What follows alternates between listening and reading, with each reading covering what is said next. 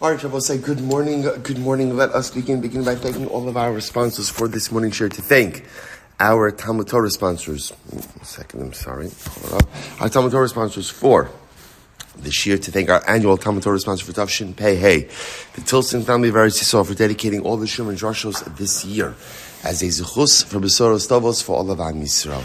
We thank our Talmud Torah sponsors for the month of Cheshvan, Steve and Teri Czinn, in honor of the birth of their granddaughter, Devorah Eliana Czinn, and a creation of the Yahrzeit of Dr. Zinn's father, Bunim Tzvi Ben Chaim, Shmuel Robyn Korobkin, in the zechus refuah sheleima for Rabin's cousin serving in the IDF, Benyamin Chaim Pesach ben Musha Chana, and the creation of the Yahrzeit of Rabin's mother, Pesa Mira Bas Chaim, and Dr. Moshe and Ellen Gavant, in memory of Dr. Gavant's parents, Yakov, Meir ben Moshe, Leib, and Sheena Bas Abba, Zechus Bracha, Dr. Behzad and Yemina Soufer of Los Angeles, in the merit of a refuah sheleima for Esther Bracha Bas Chaya. We hope that in the merit of our Talmud Torah, all of the Neshamos and Aliyah, the families in Nechama, all those who need a refuah sheleima shall have one together with Kol Cholei Yisrael, Hashem, free and return our hostages, and allow our holy soldiers to be successful. B'chol ma'aseh yedehem. But with that, we have a lot to do today. Baruch Hashem. Today's daf is Kuf Mem Vav 146. We are picking up Emir Hashem on Kuf Mem Ham Beis 145b, 14 lines down from the top. Tan Rabbana. We actually began this a little bit, but let's pick up from here today. Emir Hashem. Tan Rabbana. 1 second. Sorry. Okay. Tan Rabbana. Asi imo bepumbi, ubikesh this lasos imo betzina. So if you remember again, we had this interesting case. We introduced this a little bit yesterday. This concept that in order for shoshvinos, right? We are still in the sugya of shoshvinos. In order for shoshvinos to be obligatory, there has to be what we'll call situational reciprocity. So in other words, remember the way shoshvinos works is I go to Ruvain's chasana and give him a gift, and then halacha l'maisa Ruvain is obligated, halachically obligated, to give me a gift when I get married. So remember again, it's a gift that's enforceable in Beis Din, and we saw all the different halachos concerning that gift. Now remember, now the Gemara is introducing to us that in order for Ruvain to be obligated to reciprocate the gift, so the gift has, in other words, my wedding, on a very simple level, my wedding has to mirror his wedding. There has to be situational reciprocity. So again, the Gemara says, Asimo bepumbi, so let's say, for example, Ruvain had a very big chasana. Pumbi means in public. Me, I'm going to elope, right? I'm going to have a quiet chasana, just a couple of people. So I say, Ruvain, where is the shoshvinos? Ruvain can say to me, Bapumbi asa imcha kiderch shasisa imi. Ruvain can say, listen, same way you gave me a gift because I made a big chasana, a big public to do. So too again, I'm going to give you a gift when you have situational reciprocity. Take a look at the Rashbam for just a moment. The Rashbam says, Aseimi b'pumbi. It's about 5 lines up from before it gets wide. The Rashbam writes, Begaloi simcha miforsenes. So again, Reuven had a big chasana, and he wanted, right? And then I'm getting married, and I'm having a much smaller chasana. Olafi shas, so you guys, Olafi shas tzorehi. So it's interesting. So the Rashbam says, why would it be that somebody's making a smaller chasana? So, all right, what's going on? So he says, either because it could be a time of decrease, or just he's looking to save money, right? A number of different reasons. So the idea over here is, Ruvain could claim to me, I'm not giving you back shoshvinos because you're not making the same kind of chasana I'm making. So you see over here this concept that shoshvinos only becomes a required gift if there is situational reciprocity. Or, asa imo b'sula, ubikesh tasas imo ba'amana. Right, Ruvain was getting married, it was the first marriage, right? And now I'm getting married, it's a second marriage. So again, Ruvain could say to me, Yachalom lo b'sula asal imcha kiderch shasisa imi. So Ruvain could say, listen, I'm not obligated to give you shoshvinos because shoshvinos requires situational reciprocity. So when you get married the first time, so to speak, like I got married the first time, I'll go ahead and give you shoshvinos. Asa imo b'shniya. Ubikesh lasas me'al rishona. So let's say Reuven got married for the second time, and they gave him a gift. They gave him shoshvinos, and now again I'm getting married for the first time. So Reuven could say to me, "Listen, yachal omer lo l'chishatisa isha acheres eseimcha." So this one's a little awkward, right? So Reuven says to me, "Listen, I'll get you on the second time." In other words, right? When you get married the second time, I'll go ahead and give you a gift, but right now I'm not obligated to give you shoshvinos. Asa imo ba'achos ubikesh lasos imo b'shnayim. Reuven only married one woman. I was going to marry two women. Ultimately, again, I'll give you a gift when you're marrying one woman, like I married one woman. So we'll say, so this is the idea of situational reciprocity when it comes to shoshvinos. That's the concept.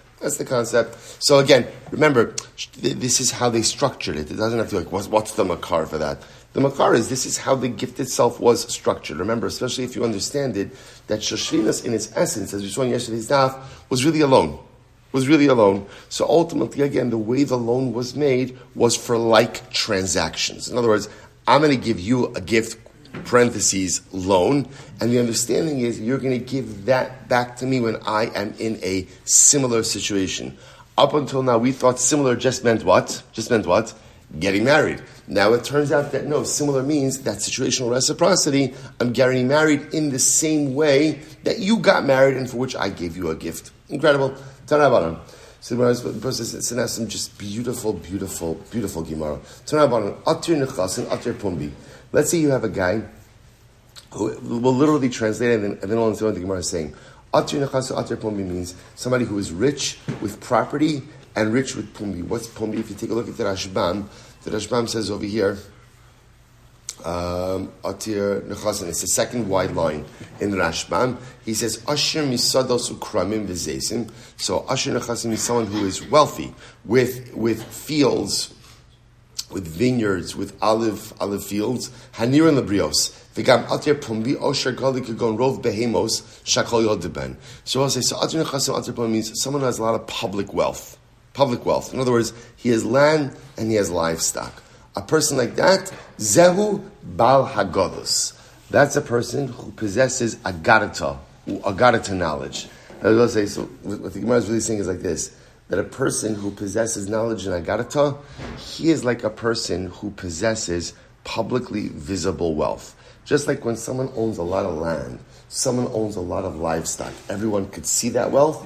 When someone knows agarata and knows how to give that over, everyone flocks to that person. If you look at the Rashbam, this very beautiful Bal Agoda, third bar line of Rashbam, Shedorish b'chol makom berabim, b'bati mishtos, Shedorish b'yam tovim, v'akol ne'asaf l'nishma, because when a person knows agarata, everybody wants him to speak, right? And he gathers even b'bati mishtos, in the celebration places, and he gives drashas on Yom Tov.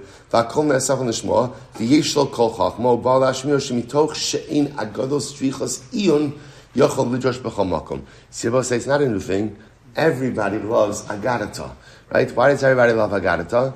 Because it's stories, it's mashalim, it's metaphors. It doesn't really require like a significant amount of intellectual depth or prowess. So the idea is just like the same. So beautiful. So the person who's able to teach agarata, he's considered to be like the most wealthy individual. Why? Everyone wants what he has. So beautiful. So the Gemara is atir sloim, atir takoa. What if somebody? So again, literally translated. Atir Slam, the Rashbam really translates over here as a money changer, right? So a money changer is constantly dealing in money, obviously, and constantly making money through multiple exchanges. And Atir Takoa, the Rashbam has a couple of different interpretations, but the one he chooses to go with is one who makes his money from oil made in Takoa. So apparently oil from Takoa was very valuable and there were always buyers for it. Zehu Bal Pilpul. This refers to someone who possesses pilpul knowledge. So I will say, what is this? Take a look at the Rashbam. The Rashbam says, good. Look at the Rashbam, Atir Takoa. He goes on, he says, in the middle of, at the end of that, Rashbam, he says, V'dima l'matbeos u'l'shemet es ha'pilpul, Hashem shemarviach yom tadr b'pilpulo, tamim harbe, kishar matbeos v'tamei hashemet. So we'll say, so interestingly enough, like the Shulchani, he's always making more money, right? He's always engaging in different transactions. And he gets this coin, and it opens up this door, and this coin opens up this transaction. And oil, apparently, oil from Tekoa, apparently had multiple layers of flavor associated with it.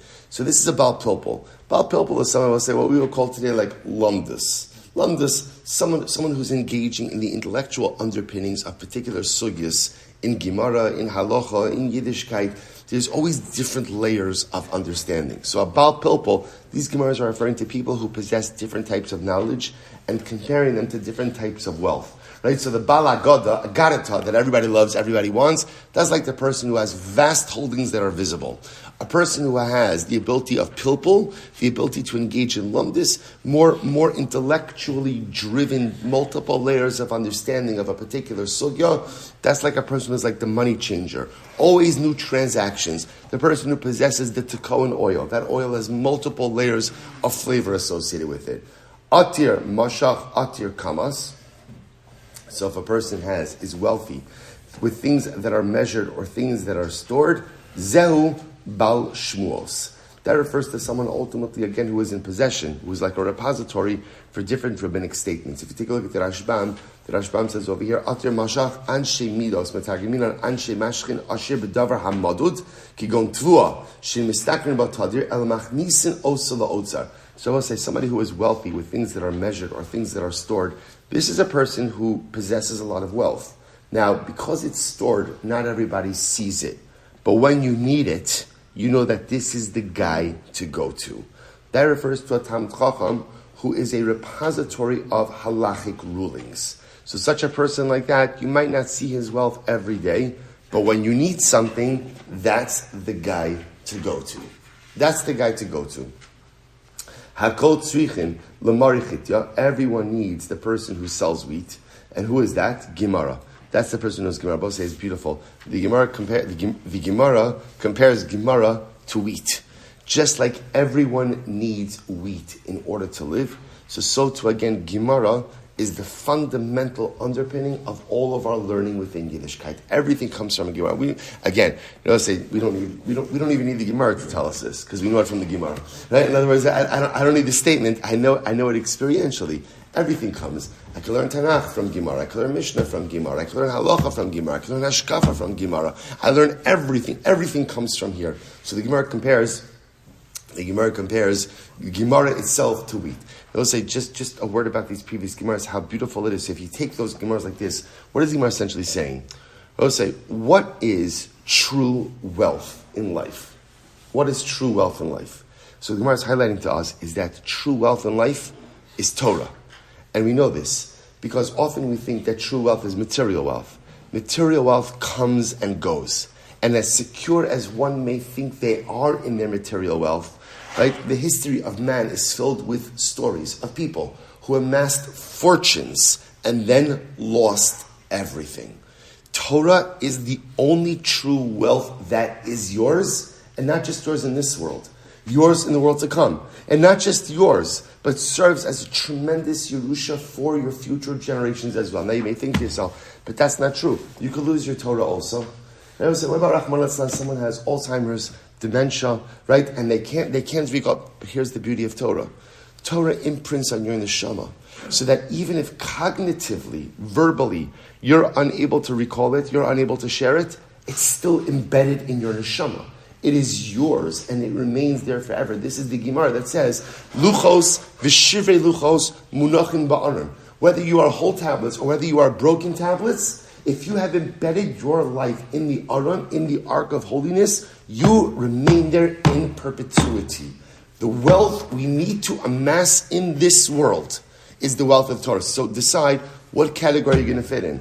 Are you going to be the Bal Hagadas, the Bal Agarata? You're going to be an Agarata guy? And if you're going to be an Agarata guy, that's great. You know why? Because everybody loves Agarata. And you're going to be like that fabulously wealthy individual who everyone can see their holdings. Or are you going to be the Baal Pilpul? Right? You're going to be the kind of person who delves into the intricacies, the intellectual underpinnings of everything. In which case, you're going to be like the money changer or the guy who deals in oil from Tekoa. Or do you want to be the person who has vast storehouses of wealth? You're the guy who, when they need a halacha, they're able to come to you and ask you what the halacha is. Or do you want to be the wheat guy?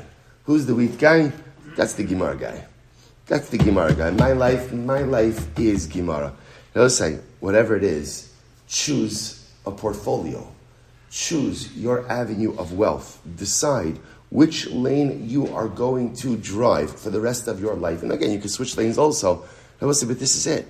This is it. This is not just something we dabble in. This is not just something, okay, I devote an hour, 45 minutes a day to this. This is life. This is the same way that most of us don't just simply dabble in our careers, but we devote a significant amount of time. Why? Because our parnasa comes from that. Our parnasa ultimately really comes from Torah. You're right. We have to spend a lot of time on our day jobs. That we can't change that. You can't change that. But the Master will say, true wealth, true lasting wealth in this world, in the world to come, and for future generations, comes from our Torah. But only if we're serious about it, and only if we commit ourselves to it, and only if it's not something recreational, haphazard, something we dabble in. But when we're doing it, we're serious, we're committed, it has our undivided attention. We choose one of these portfolios of wealth, and there is no telling what we can become. It's incredible Gemara. I'm Rabbi Zera. I'm Rav. My dichsiv. What's the meaning of the pasuk? Kol yimei ani ra'im. So we'll say this is a very profound pasuk, and it actually really fits on the heels of what we just learned before. So the Gemara quotes this pasuk from Mishlei. Kol yimei ani ra'im. And we'll say, here's a perfect example of just the Gemara being like wheat. Let's say I'm not going to take a show of hands about how many of us have learned Mishlei. Right, gone through Mishlei. Right, I'm not raising my hand either, so don't worry. We're all on the same boat with this one. And let's say, and this is it. So now I would have never seen this pasuk had it not been for Daf Yomi, had it not been for a Gemara. So Shalom Melech says, "Kol yimei ani ra'im v'tov leiv mishte tamid." This was a very profound pasuk. All the days of the pauper are bad. And Batov Leib Mishta Tamid, but one who engages in Mishta, one who engages in celebration, his heart is constantly happy. So we'll say, what does this mean? Kol yimei ani ra'im. So we'll say, even before we go on, by the way, you understand the juxtaposition here, right? What did the Gemara just say before? You got to become wealthy in Torah.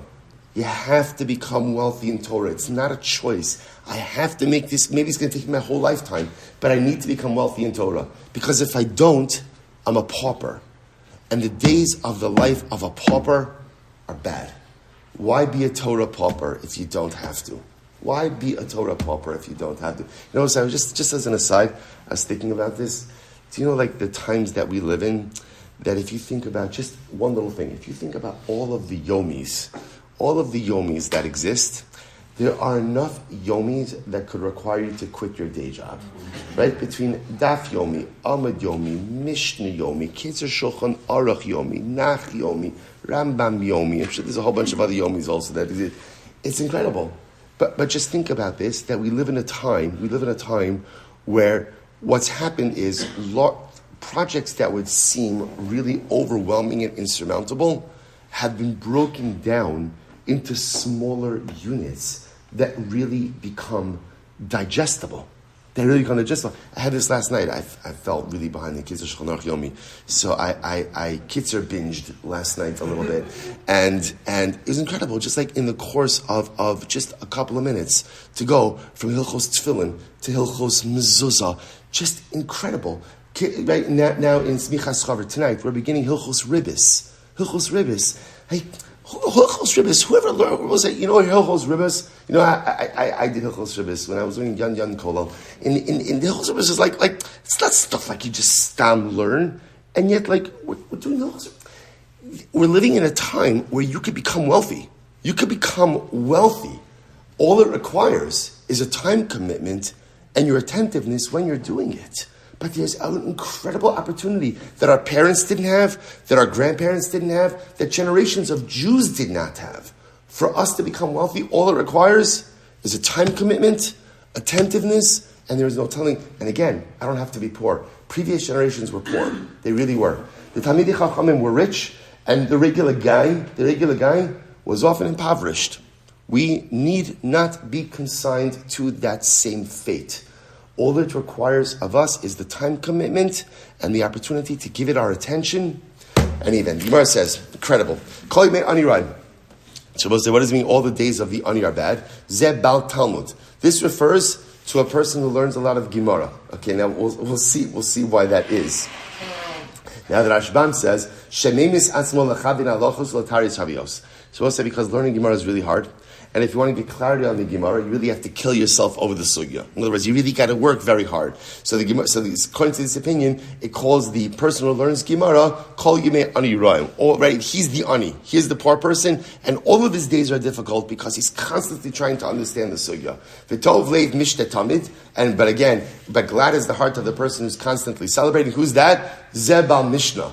This refers to the person who learns Mishnayos. We'll say, why is it nice to learn Mishnayos? Mishnayos are nice. You learn a Mishnah, and a Mishnah, again, is a very simple and straightforward idea. And again, even though the Gemara kind of blows it open and it's filled with all this machlokes, for those couple of minutes you learn a Mishnah, life is good, everything makes sense.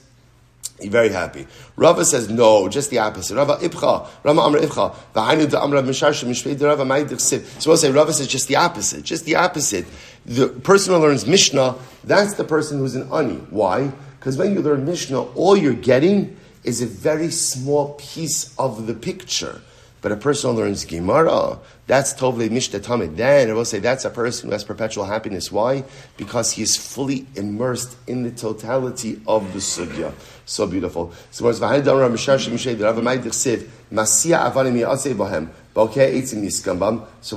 very beautiful. Another beautiful pasuk from Koheles. Literally, he who hews stone will be sad from them, but one who goes ahead and splits wood will be warmed by it. So what does this mean? So a person who hews stone, what is that referring to? That refers to someone who learns Mishnah. I would say because learning Mishnah sometimes is nice, but sometimes it can be frustrating. Why? Because you can't discern halacha l'maisa from Mishnah. Right? So Mishnah gives you beautiful kind of like an overarching view, but doesn't necessarily give you the depth to understand what to do.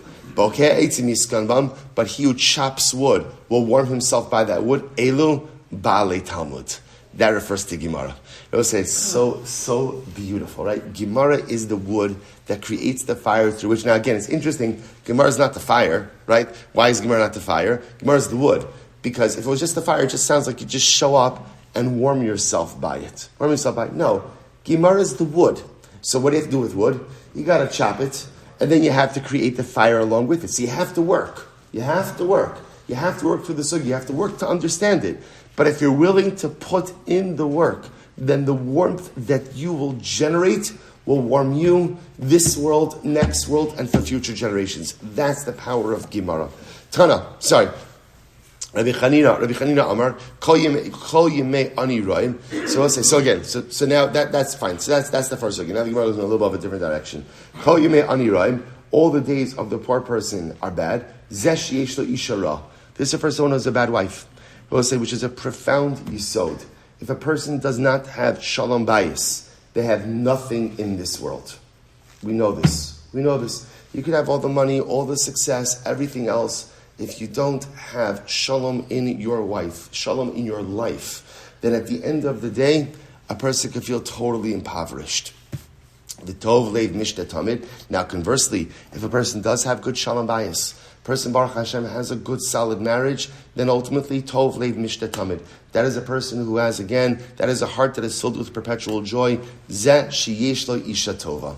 So beautiful. This is someone who has a good marriage. Rabbi Yanai says, Kol Yimei Ani Ra'im. These are all incredible Gemaras that we could spend literally days and days on. What does it mean all the days of a pauper are bad? All the days of a pauper are bad. Zeh istinis. They will say this is great. This is someone who is fastidious. Right? Now, it's interesting because the Rashbam says, Zeh istinis, mi shedaito katza, velibo nimas, b'chol davar maguna shuroa. This is someone who is very sensitive, right? He's sensitive to sight, and he's sensitive to smell, and he's sensitive to this, and he's sensitive to that, and a very high maintenance individual. So Rabbi say, you know what happens with high maintenance individuals? They're always brightest, right? Because life is not a high maintenance experience. Right? At the end of the day, life is filled with offensive things. Offensive people, offensive sights, offensive odors, offensive things all the time. So if a person is just high maintenance in this way, they're always going to be brightest. On the flip side, V'tov Leib mishtatam, this is beautiful. And what does it mean, someone who's perpetually happy?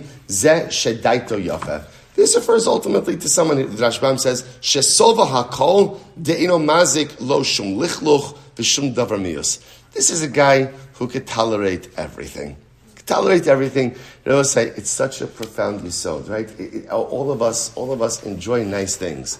The problem is, if you have to have nice things, then you just become. It's much more difficult to make you happy in life because you just have a much higher bar of expectations. Whereas if you lower that bar, and you don't need all the nice things to make you happy and to engender a sense of contentment, life itself becomes so much more perpetually enjoyable. Incredible. The Gemara goes back to Rabbi Yochanan Amar, Kol Yimei Ani Ra'im. Rabbi Yochanan says, all the days of the pauper are bad. What does this refer to? Ze Rachamon. This refers to someone who is very sensitive. So we'll say, this is incredible. What does it mean? Look at the Rashbam. It's the last Rashbam on the page. Ze Rachamon. So he says, Kama inyanim hiroeh v'kama ma'oros shaliba bocha tadir alehem. So we'll say, someone who is sensitive, there is always something to cry about. There is always something to be sad about, right? There is no absence, there's no lack of things that are heartbreaking and overwhelming in this world. So someone who's incredibly sensitive is going to be almost like in a perpetual state of brokenness. Just a feeling of brokenness over what he or she sees in the world around them. On the other hand, v'tov leiv mishne tamid, someone who is always happy, ze achzari. Now this is what's interesting. Achzar normally means someone who's like cruel or indifferent, but that's not how it's being used over here. What it's being used over here is really someone who just is not as sensitive. That sometimes life requires, it's really incredible Gemara. Life requires almost this balance. I will say, if you think about it, there is never a shortage of suffering and difficulty in this world. And there are people who are able to feel that suffering and able to feel that pain of the other as if it were their own. That pain and that suffering can become so acute that a person can walk around all of life in a constant state of brokenness. What's on the other hand? On the other hand, a person can be totally unfeeling. So obviously life is all about establishing. Shlomo Melech is not telling us to be unfeeling. But at the same time, there has to create this balance. Because if I'm always feeling the pain and brokenness of the world, then that prevents me from feeling the beautiful simcha that does exist in my life, in the world. So one has to create this balance between being feeling and sensitive, but not so feeling and sensitive that I'm always brought to my knees, in sadness. The ability to kind of mitigate it or temper it a little bit so that a person is able to experience their own simchas and simcha in the world as well. Incredible. Rabbi Shmuel Levi Amar, Kol Yimei Ani Ra'im. What does it mean all the days of the pauper are bad? Ze shedaito kitsara. So I'll say this is incredible. V'tov, so that refers to someone who's cheap. Someone who's cheap, right? Someone that's cheap. What's the word? The better word, cheap. Stingy. Person is stingy, right? The person doesn't spend any money. So we'll say, so a person like that, again, say, you have to spend money in the world. So there are people who they never want to spend, even on things that are necessary. They just don't want. So again, every expenditure of money is like grueling, right? Every expenditure of money is painful. Well, you can't live without spending money. So if every expenditure of money is painful, so such a person like that is going to have a miserable life. On the other hand, Tov Leiv Mishte Tamid, who is a person who is perpetually happy? Ze Shedaito Rechava. This refers to someone who's generous. I will say that this is a beautiful, beautiful Gemara. And we know this. The greatest happiness in life comes from giving. Anyone who has ever had the zechus to give tzedakah, and especially to make a significant gift of tzedakah, whatever significant is relative, significant gift of tzedakah, the feeling that one has after they give that check or after they make that commitment, that is the greatest simcha in life. A person feels literally like they've just done something magnificent. This is not a fundraising pitch. I want to be clear. I know. I see for myself. I'll be out first. The first major gift my wife and I ever made for us, a major gift was, again, Baruch Hashem, for our new Beis Knesses, the feeling that you've done something transformative. Something major, like you've changed the world with your money, not with your actions. You have to change the world with your actions. The first time you feel like mamish, like a partner with HaKadosh Baruch Hu. Like I've done something, I've committed to something that is mamish transformative in a significant way for myself and for others. So the Gemara says and now you feel like, but at the end of the day, you have done something that Baruch Hashem has magnificently changed the world. That's Tov Leib Mishtet Tamid. That is someone ultimately who walks around with perpetual simcha. Incredible. Top of Kuf Mem Vav. Rabbi Shmuel Levi. Kol Yimei Ani Ra'im. All the days, so again, all different interpretations. The Gemara says, how can you, Rabbi Shmuel Levi asks a kasha, how can you say that all the days of the Ani are bad? V'ha'ika Shabbos Asiyam Tovim. What about Shabbos and Yom Tov? Even in Ani HaShabbos, the Rashbam points out over here, and remember again, the community is obligated to make sure that the Ani has what he needs for Shabbos and Yom Tov. So he's going to have food, he's going to have drink. So why Shabbos and Yom Tov so bad? So Gemara says, Kiddushol Devorah Shmuel Shinui Vesas Tchila Choli. We've actually seen this Gemara. Because for an Ani, Shabbos and Yom Tov is difficult also. Why? Because on Shabbos and Yom Tov he's going to eat things that he doesn't normally eat during the week. And sometimes, when a person veers from their regular diet, so that has a negative physical impact. So now the Ani has food on Shabbos and Yom Tov. At the end of the day, even Shabbos Yom Tov have an adverse effect on him. Kedamar Shmuel Shinui Vesas Tchila Choli. Ksiv b'Sefer Ben Sira. There's so much to say, by the way, on that of Shinui Vesas Tchilas Choli that sometimes also, we get ourselves into a Vesas means like a regular schedule.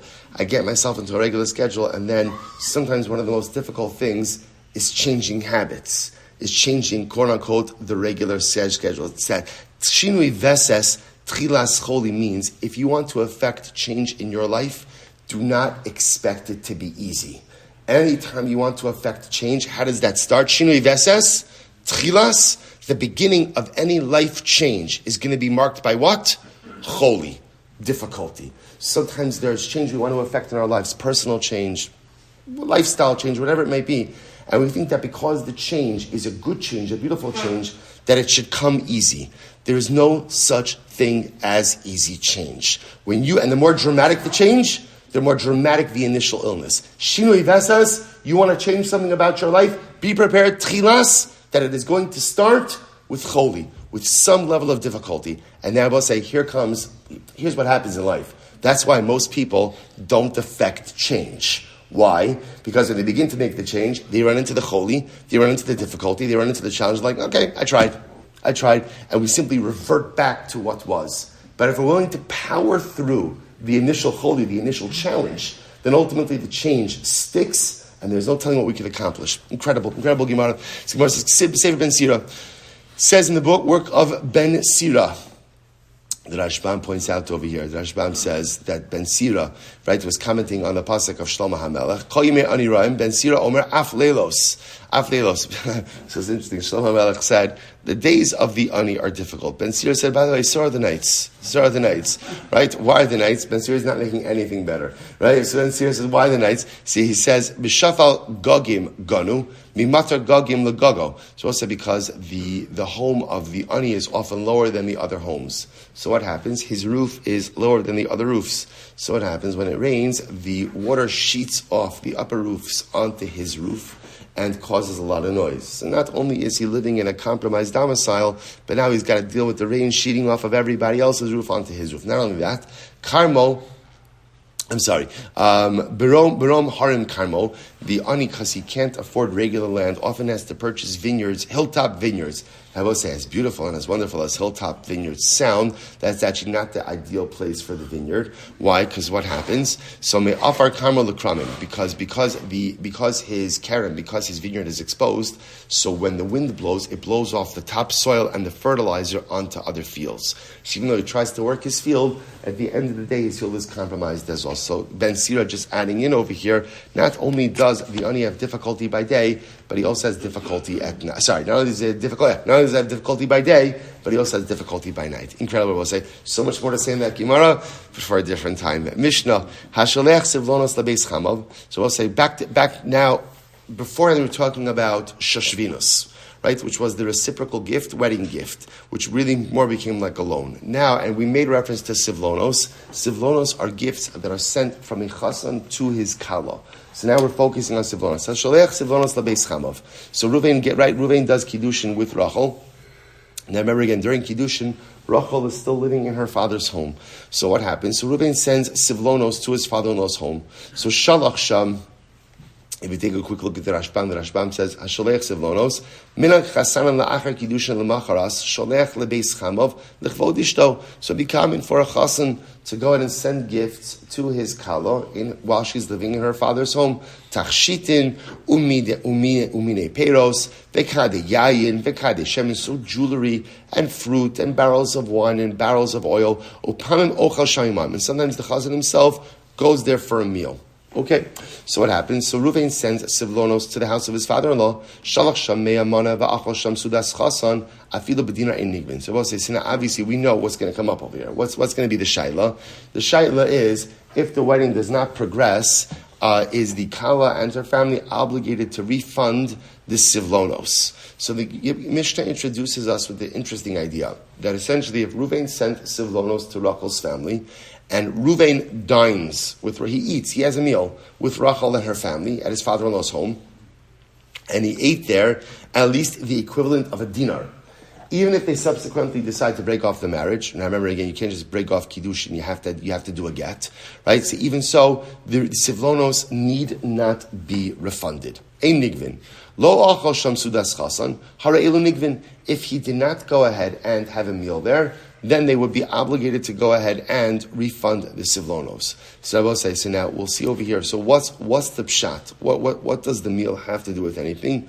So the Rashbam says something very interesting. The Rashbam says that halacha l'maisa, essentially, once he's eaten there and he's dined with them, he's mochel on the gifts. The act of having a meal with them creates a heightened level of relationship.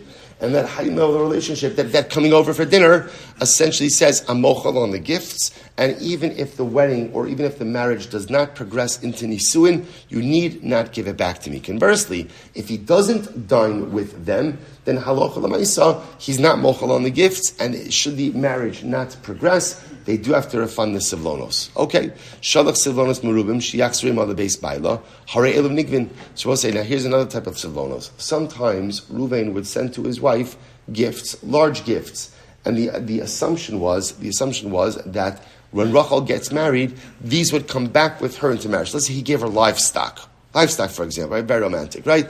Here's I love you. Here's a sheep, right? So the nice again. So these are larger gifts, and the assumption is when they get married, she's going to bring them to the marital home. So these type of Sivlonos, obviously, if the marriage does not progress, then halacha l'maisa, they do get returned.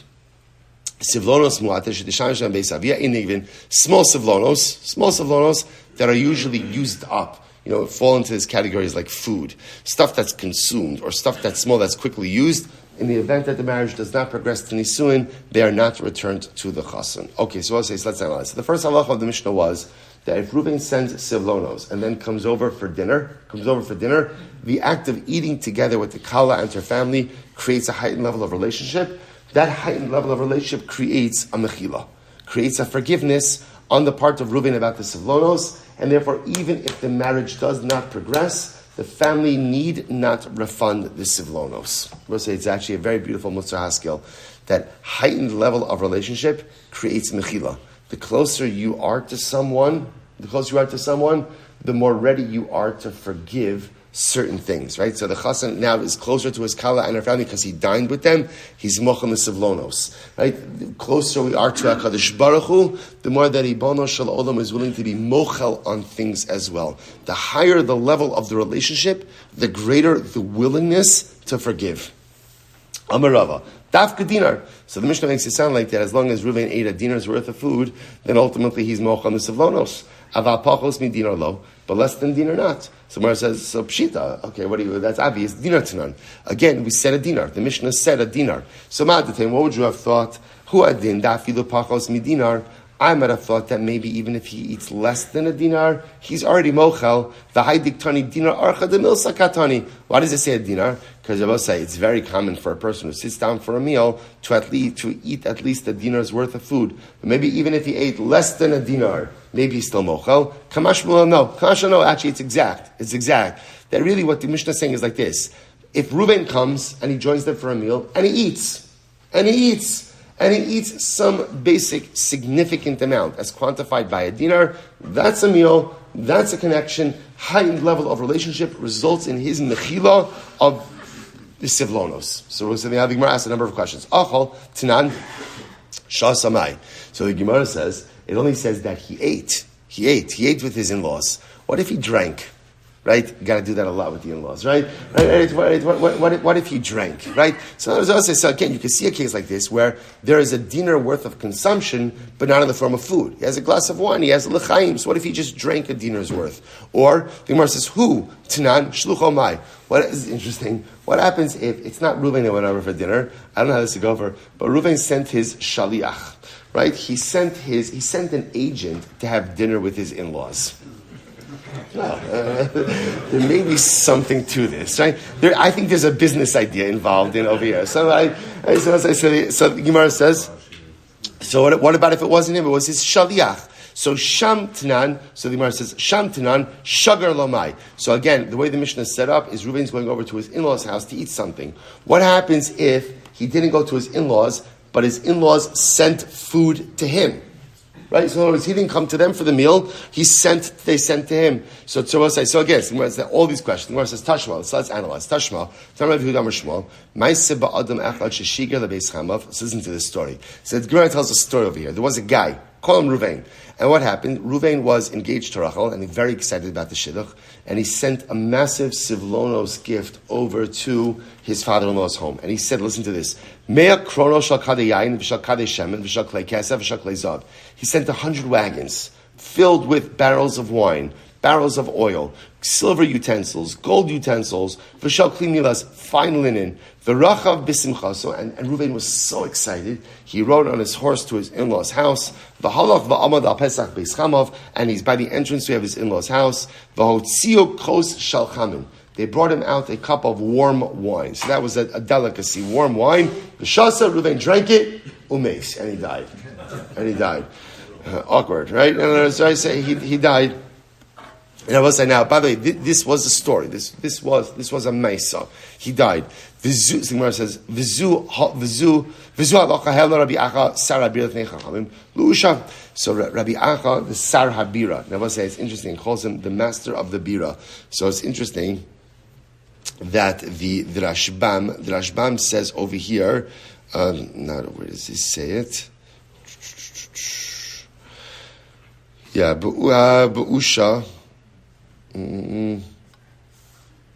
Okay, we'll see later. I remember the Rashbam is. It comes later on. The Rashbam is later on. All right, whatever. So Sar Habira says, what Sar Habira actually means. Sar Habira could just mean simply, again, that he was an official in the Beis HaMikdash. Bira is the Beis HaMikdash. Or that he had a lot, or Bira could mean the Beis Medrash. Or Bira could just mean that he was in charge of a very large estate. Okay, so I said before Rabbi Acha, so they brought this before Rabbi Acha, and Rabbi Acha brought it before the Chum in Usha, Vamru, Sivlonos ha'asuyos libalos in, ein nigvin, v'she'in asuyim libalos nigvin. So essentially we'll say the halacha is like this. Any Sivlonos that would be commonly used don't have to be returned. But Sivlonos that are not commonly used do have to be returned. So we'll say, Shmamina afilu shasa. So we'll say, so what do you see from here? Now the idea over here is, because the chassan drank something, so that's considered as if he dined with his in-laws. So because of that, again, that triggers the halacha that says essentially anything that they can consume is consumable and doesn't have to be returned. but anything that's larger and not consumed does have to be returned. So you see at least from here that drinking is the equivalent of eating. When it comes to dining with your in-laws, that triggers the sivlonos halacha. Shamis mina, so says, by the way, you can learn something else from here. Shamis mina, afilu pachos midinar. The truth is, all he had was a glass of wine. So it's possible that, again, I will say that in this glass of wine, that this glass of wine was less than a dinar. Presumably a glass of wine is less than a dinar. And therefore you see from here that even consumption of less than a dinar triggers these sivlonos laws. Rashi, no, not necessarily. Man leimalon de lo shachki be marganisa de shavia alpha zuzi v'ashke. Both say it's pretty wild. So Rashban points out that apparently rich people sometimes had the practice of grinding up a pearl and putting the pearl into the wine. They felt that had certain, Rashban points out, very curative effects. And both say, you know what it's like? They have this today where people take like gold. They take gold and they actually put like gold shavings on food or in drinks. Again, it's consumable. So again, just representative of excess. So the idea over here is that apparently rich people used to go ahead and grind up pearls in order to go ahead and consume it. So it could be that even a glass of wine had a very high value. Okay, so the Gemara says, Shamis mina afilu shigrilo. Furthermore, what else can you see from this story? Remember, here in this case, Reuven the Chosin never even came in his in-law's house, right? He was outside on his horse. So you see from here that even if the father-in-law sent the son-in-law, future son-in-law, food, that even if he didn't come in, that also triggers the Sivlonos law. So the Gemara says, not necessarily. Dilma, kol Pesach beis cham of kebeis cham of dami. Maybe the entranceway of the house is like the house itself. Okay, say by lo, ma'ashei shalish, ma'ashei shalish. So we'll say, so now what we've established is like this. It's only if the chassan comes to his in-law's house and eats a dinar's worth of food that halacha l'maisa triggers the halacha of sivlonos, that essentially he's mochel. He's mochel. So what happens if he doesn't eat a dinar? So can you prorate that for sivlonos? Or shevach sivlonos mahu. What happens if this sivlonos, the gifts given, appreciate? Who goes ahead and gets that appreciation? Mao kevan di isnuhu hadri b'shusei shavuach. So let's say for larger sivlonos, or let's say the sheep case, right, where the chassid gives it to the kala, but the understanding is that when they get married, she's bringing it back to the marital home. So does that mean that technically speaking, it's still in his rishus? And therefore, Allah might say any appreciation he benefits from as well. O Dilma, kevan di avdil mignavi by shlumile birshusa di dashabuach. Or maybe no, maybe since in certain cases, which we'll see, if the large sivlonos are stolen or lost, she will be responsible for that. It's considered to be in her domain, teku. Okay, so the Gemara leaves that as an open-ended question. By Rava asks as follows: Sivlonos hasuin li balos v'lo balu mau. So I'll say it's an interesting question. So one thing we've established is that halacha l'maisa, any sivlonos that would normally be consumed, right? So halacha l'maisa, again, everyone agrees that obviously there's no backsies on those, right? In other words, those don't have to be returned. But let's say they weren't consumed. So what is the halacha? V'lo balu mau. What is the halacha? So if you take a look at the Rashbam says, "Da'amran delo hadri imlo balu b'shas chazara osan she'ena suin li balos mi hadri manalo." So we'll say, so that's the shaila. If you have sivlonos that would normally be consumed and therefore would not be returned, so fine. But what if they were not consumed? Is there an obligation to return them upon dissolution of the marriage? So Tashma v'zu halacha hela Rabbi Achasar Abira l'fei chacham beusha. So again, once again, Rabbi Achasar Abira brought this up to the Rabbanim in Usha. Va'amru sivlonos asuyin libalos ein nigvin. Any sivlonos that are going to be used up are not collected. V'she'ein asuyin libalos nigvin. But things that are not used up are collected. Ma'elav afagav delo balu. Doesn't this mean that items that would normally be consumed, even if they're not consumed, don't get returned? Gemara says not necessarily lo debalu. No, it only means things that are consumed and were consumed, there's no obligation to return it. But it could very well be that things that are normally consumed but were not consumed, they're still extant at the time of the dissolution of the marriage, have to be returned. Okay? Tashma, sivlonos mu'atan shetishtamesh bahan v'hi beveis aviha ein nigvin. So I'll say if Reuven sent a small amount of sivlonos that she would normally go ahead and use up while she's in her father's home, are not collected upon dissolution of the marriage. Rava explained, Baiva v'savkasa, hair coverings, like small hair coverings. Those are things that would not go back. Amar Yehuda Amar Rav, Ma'aseh ba'adam echad sheshiger lebeis chama v'yayin chadash v'shemen chadash o kli pishtan chadash ba'atzaras. So this is interesting. So Rav Yehuda says the name of Rav. There was a story of a guy, a chassan, who sent to his father-in-law's home new wine, new oil, and linen garments. And he sent it around Shavuos time. That's the end of the story. So the Gemara says, okay, what are you shkoyach, right? In other words, what are you conveying to me in this case?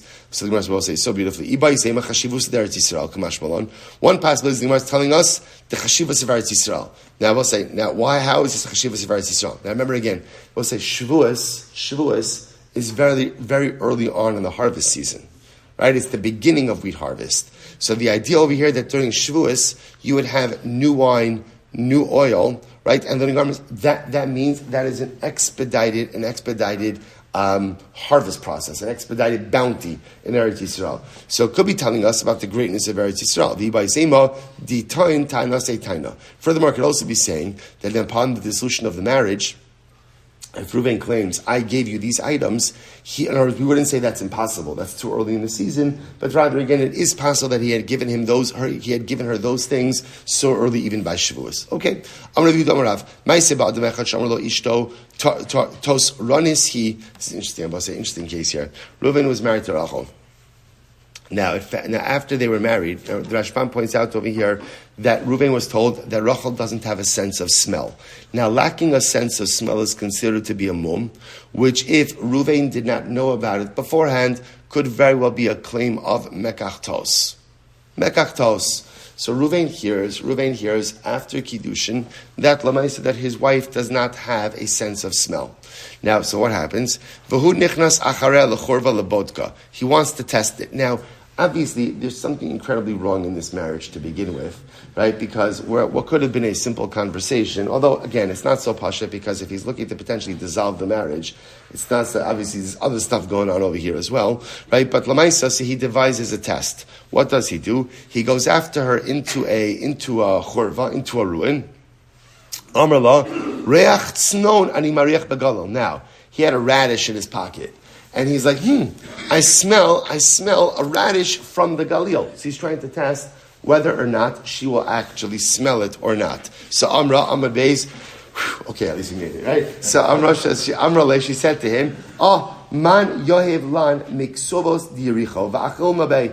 Oh, if only I would have a date from Yericho to eat with it. As well say, so this common radishes, Rasham points out, radishes have a sharp taste. So often people would eat dates with radishes to blunt the sharpness of the radish. So she understood what was happening over here. Now, in fact, she did not have a sense of smell. So she understood what was occurring over here. So what does she say? So she plays the game also. And she says, you know what, if only I had a date to go with the radish. So we'll say, then, crazy turn of events. They were in a ruin, right? They were in a ruin, and the ruin fell on her, and she died. So I'll say, okay, the end, right? The end. So I'll say, so now, interesting. So I'll say, so Gemara says as follows. Now, again, what's the shiloh over here? So Gemara says, Amru chachamim hovlo nichnas achareh ela lebodka meisa eni yarsha. So we'll say, here's what's interesting. Now, what was the shiloh over here? The shiloh is, now she died. So the question now is, does her husband inherit her? So they paskin on this case that he does not inherit her. Why not? Because what the Rashbam points out that any time a husband has intended to divorce his wife, even though he has not yet divorced her, once the intention was to divorce her, he has forfeited the right to inherit her. So they paskin in this case that because this whole thing was a ruse to see whether or not he was going to dissolve the marriage, that clearly indicated that at least dissolution of the marriage was a possibility that was on his mind, because that was his mindset. And again, she did not have the sense of smell, and as such, presumably based on the story, he was going to dissolve the marriage. Therefore, he has forfeited the right to go ahead and inherit her. Incredible. I will say, by the way, the only connection over there is the same opinions that we're dealing with over here. I will say that's why the story has nothing to do with anything we're doing beforehand. Just the same Rabbi who's the name of Rav. Incredible. I will say one more line. So we'll say, remember again, if he sent her, so let's just go. Yosef Rabin Saba Kamid Rapava, Yosef Kamar. Ben shemesehi, ben shemesu, ben shemesu, hadruhu sivlona tzadja. So now we're getting halacha l'maisa. Halacha l'maisa. So remember again, what is this whole sugi about? This whole sugi is about halacha l'maisa if there were wedding gifts that were given. And when we say wedding gifts, remember, these are gifts given after Kiddushin, before Nisuin. And then Nisuin never happens. Is there an obligation to return the gifts or not? That's our shaila. So now comes along Rabin Sabbath in front of Rav Papa, and they say the following. Whether she died, whether he died, whether he reneged on the marriage, gifts go back. Gifts are returned. So he died, she died, he reneges on the marriage, gifts are returned. Ma'achal u'mishtelo hadar. Food and drink, never returned. Right? Because once again, the assumption is that food and drink are consumable or perishable sivlonos, there is no obligation to return. Hadra ba'ihi, hadra afilu kisha diarka.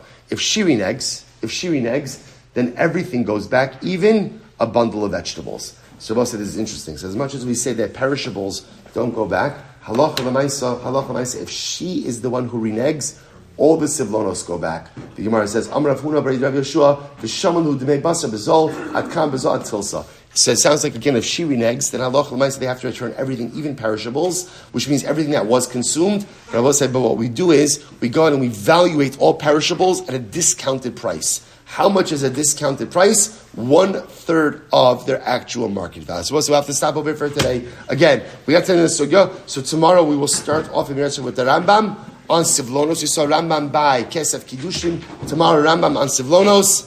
Shkoyach. All right, Chavran Zum, have a great day, everyone.